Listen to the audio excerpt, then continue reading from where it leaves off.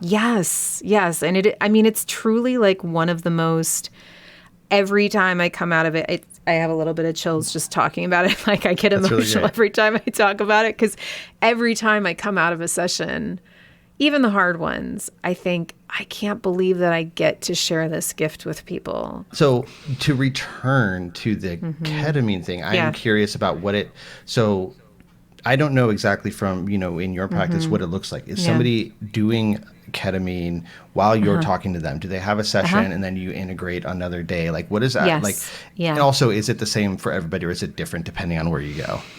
Yes, I think it is different depending on where you go, but I think there's some unifying principles for people who practice what they would call ketamine assisted psychotherapy, which was, I think, probably one of the first papers that spoke about it on a larger scale was a paper by Phil Wolfson, Dorr, and Turnipseed, and I think it was published in 2019, if I'm not mistaken. Oh no, that's when I went to the training. So I actually think it was actually published the same year that the FDA approved Spravato, which is nasal interesting. spray. Yeah.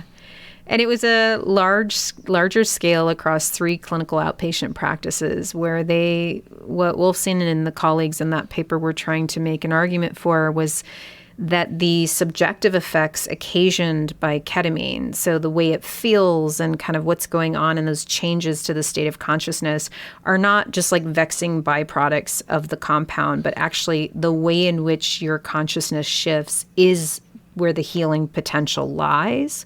So there is no question that ketamine is doing something on a pharmacological level, on a biological level. It has rapid and robust antidepressant properties. There's compelling animal data that looks at the way it promotes neurogenesis and creates new spine density and neuronal regrowth. There's interesting studies that look at how it shifts the default mode network activity in depressed patients to look like normal patients for 10 days after one infusion. So we know all of that stuff, but for people who are kind of operating under the ketamine-assisted psychotherapy model, they are really wanting to teach people how to harness, work with, and tune into the way in which their psyche shifts in the presence of ketamine, because there is some really important opportunity for either emotional release, touching into existential questions that, quite frankly, are not often satisfyingly addressed when you stay in the non-transpersonal realms of therapy, which is where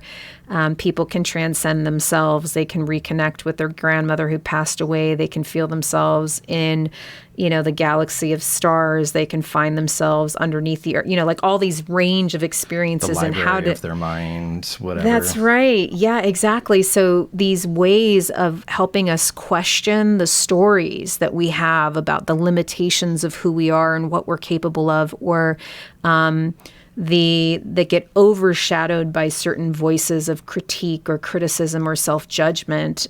If we could get pause from those things, or they transform themselves in different ways, and we can kind of connect with our inherent sense of worthiness or goodness or capacity to connect beyond ourselves, that alone serves as a striking contrast to the other voices that we hear in our head about, whether it be depression or unworthiness or feelings of shame. So what you're really doing is creating some dissonance between someone's experience of themselves in the world and what's possible while they're still in their current psyche. So that can be used as a powerful contrasting tool to then say, if I can experience this, then maybe a lot of what I'm telling myself is actually not about truth, but it's rather a recapitulation of what's been handed to me.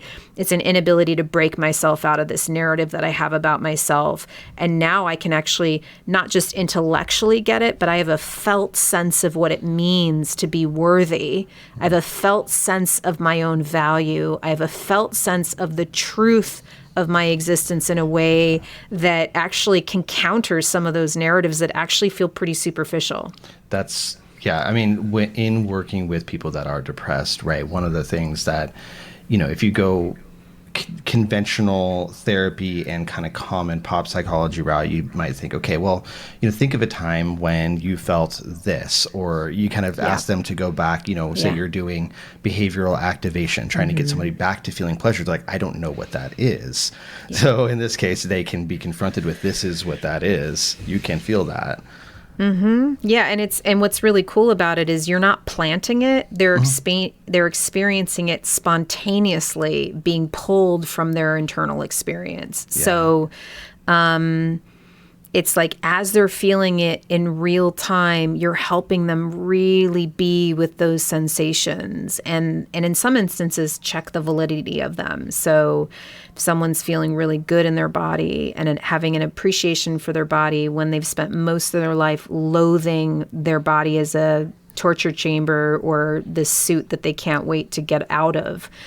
And for the first time, they say, like, my body is actually really capable. In that moment, as a therapist, in that session, I would say, can you really just be with that sensation of capable?